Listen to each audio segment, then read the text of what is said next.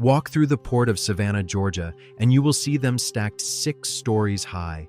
Thousands of steel shipping containers that once carried your shoes, your coffee maker, and the phone in your hand across the ocean, now sitting empty with nowhere left to go. A used one sells for about $2,000, roughly the price of a riding mower. What nobody at that port will tell you is that tonight, outside Atlanta, a 68-year-old widow is asleep inside one of those boxes, behind a steel door that locks, in the first home she has had in 9 years. And what life is actually like inside it, the parts that feel like a miracle and the parts nobody puts in the brochure, is not what you think. Newark, New Jersey, 1956. A trucking man from North Carolina named Malcolm McLean loads 58 steel containers onto a converted tanker ship and, without meaning to, invents the modern world.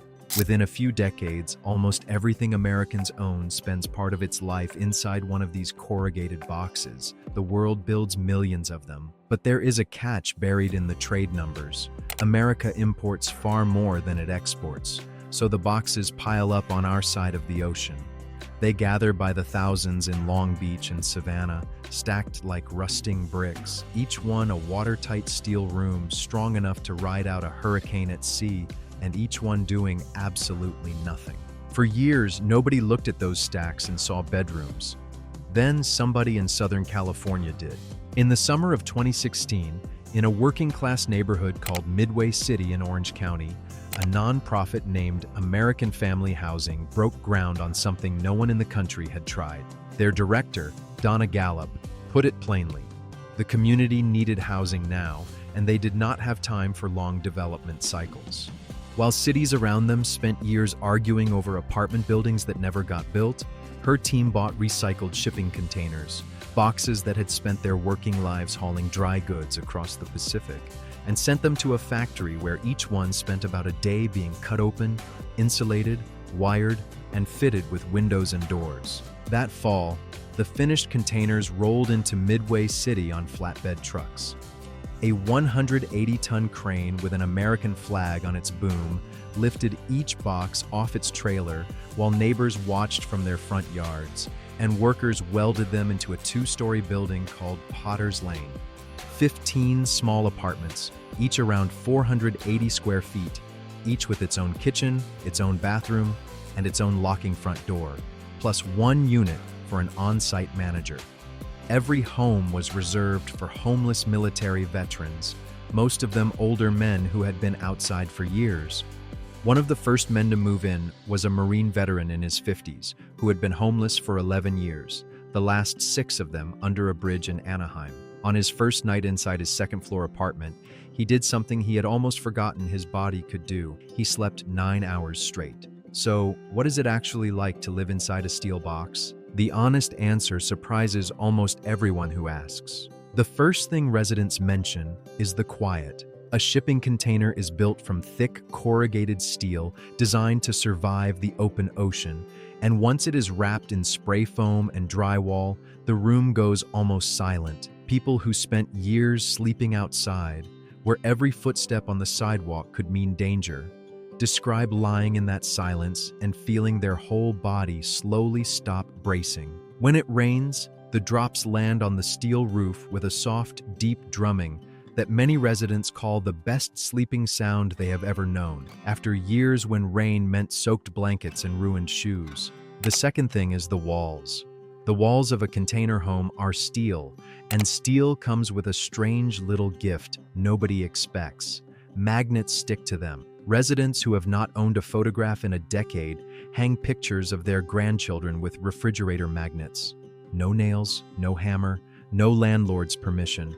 One caseworker in California said you can tell how long someone has lived in their container by how much of the wall has disappeared behind family photos. Think about that for a second. The same steel that kept salt water off somebody's television now holds a picture of a granddaughter's first day of school. But here's the detail that everyone misses at first. Steel gives and steel takes. A container is only 8 feet wide inside, which sounds fine until you put a bed in it. The bed goes along one wall, and what remains is a walkway about the width of a hallway. There is no arranging the furniture. Everything fits one way, and that is the way it stays.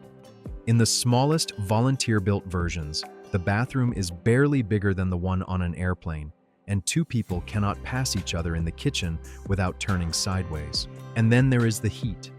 An uninsulated steel box in the summer sun is an oven, and in winter, it grows frost on the inside walls.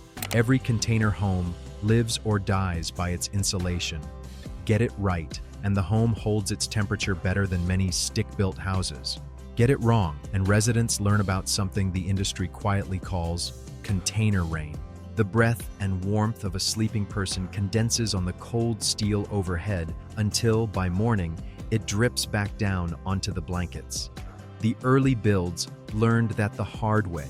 The newer ones spray every inch of steel with foam before a single bed goes in. The cheapest grassroots versions come with one more reality the news cameras tend to skip. Many of the $2,000 volunteer conversions have no plumbing inside at all. The toilets and showers live in a separate shared building, and when a 70-year-old woman needs the bathroom at 2 in the morning, that means a coat, a flashlight, and a walk across the gravel in the dark. Cooking happens in a communal kitchen with a sign-up sheet on the wall. For some residents, that shared life becomes the thing that saves them. The first real human contact after years of isolation.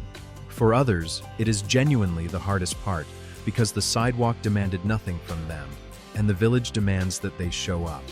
A full day inside one of these container villages runs on a rhythm most newcomers do not expect. It starts early, with coffee in the community building and the working residents catching the first bus at the corner. The ones without jobs keep the village itself alive.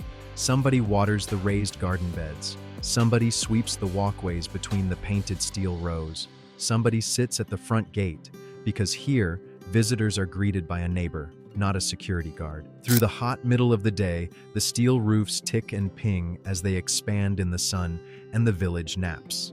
Then evening comes, and with it the smell of a grill, dominoes slapping a folding table, and in the self-governed villages, the weekly meeting where chore disputes and new applications get argued out loud and settled by vote. By 10, most of the little steel houses have gone dark. When researchers ask residents what actually changed their lives, almost nobody talks about the building. They talk about 3 things, and the same 3 come up in village after village. The first is the key, not the door. The key, the physical object in their pocket. People who have been homeless for years describe reaching into their coat all day just to touch it, the way you would check on something precious. A key means there is one place on this planet where nobody can tell you to move along. The second is the address. You cannot get hired, open a bank account, or receive most benefits in America without a mailing address, and a shelter bed does not count. A container home on a registered lot does. Residents describe the first piece of mail with their own name on it the way other people describe a diploma. The third is the neighbors. In interviews, one line comes up so often it is almost eerie. Someone would notice. Out on the street, a person can disappear for days before anyone realizes. Inside the village, if your door does not open by mid-morning, somebody knocks. Now, it matters who is actually behind these steel doors, because the picture most Americans carry in their heads is decades out of date. The fastest growing group of homeless people in this country is over 55. Social workers have a name for it. The Gray Wave. A woman who taught 3rd grade for 30 years, priced out of the apartment she rented for 20 of them. A widow who discovered that the day her husband died, nearly half the household income died with him. A roofer whose knees gave out at 61, 4 years before his pension started.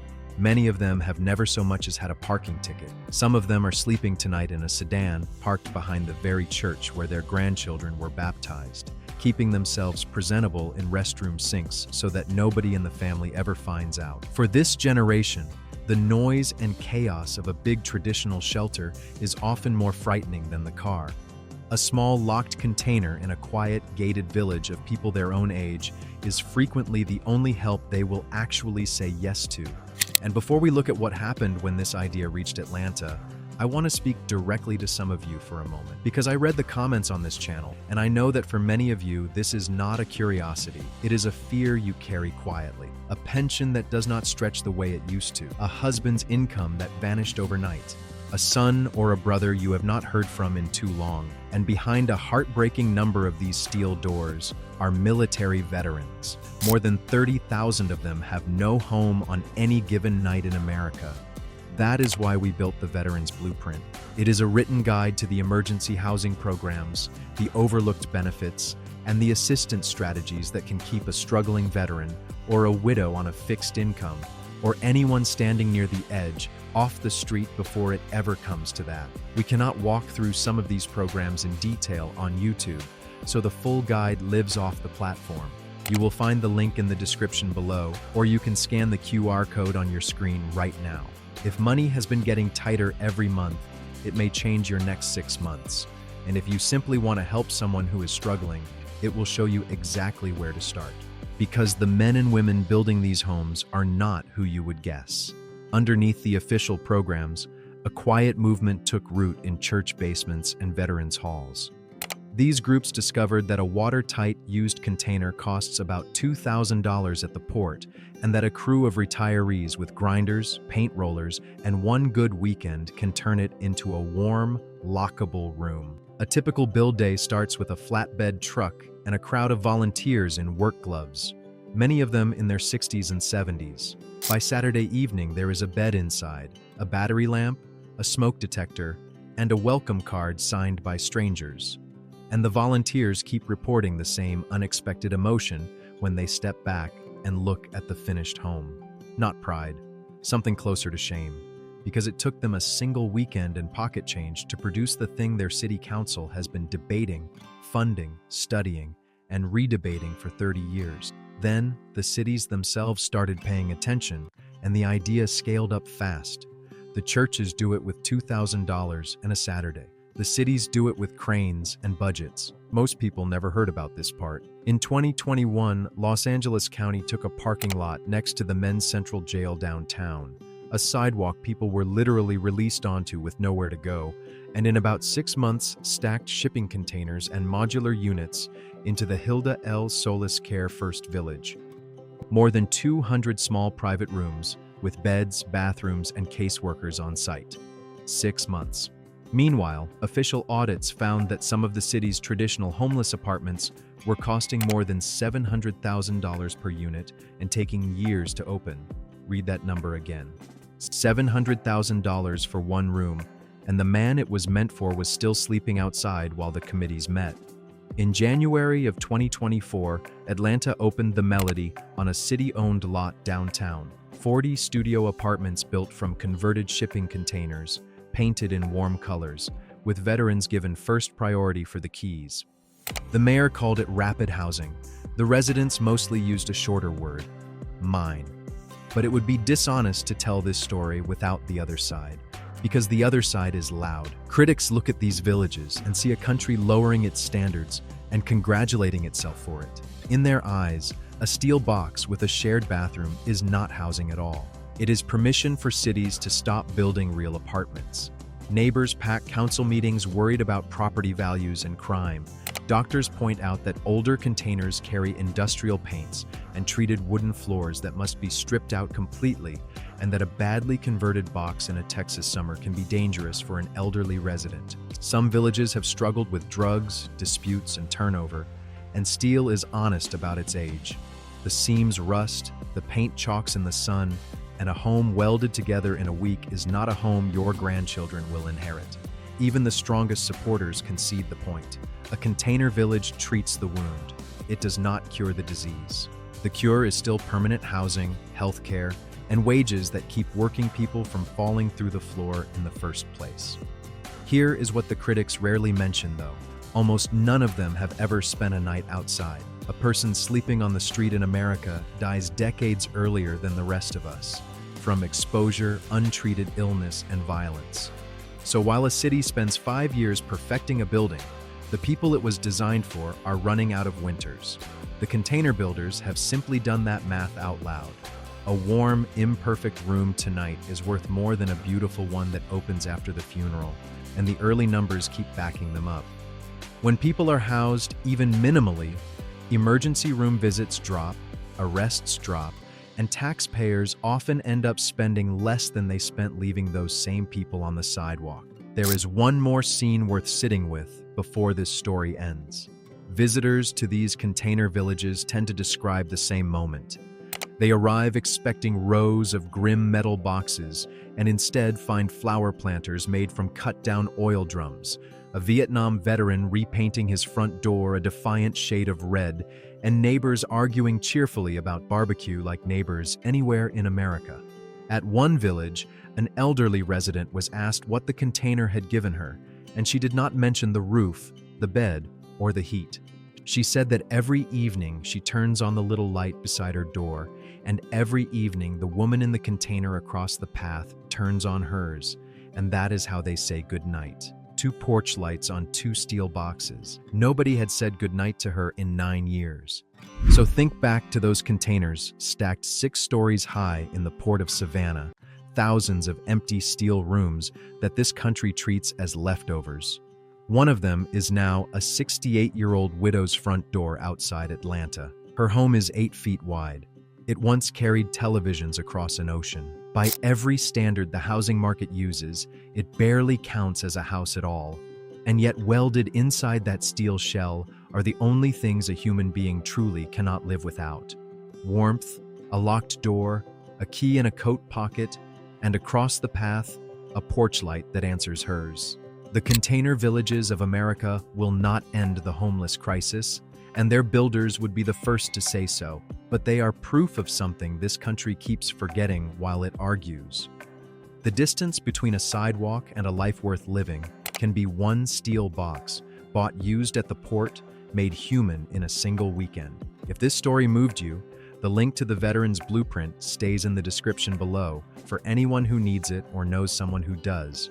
But if you want more true stories about the hidden ways ordinary Americans are solving impossible problems, hit subscribe, because next week we are stepping inside the abandoned roadside motels that small towns are buying for a single dollar and turning into homes for seniors. And what we found behind those motel doors genuinely surprised us. We will see you there.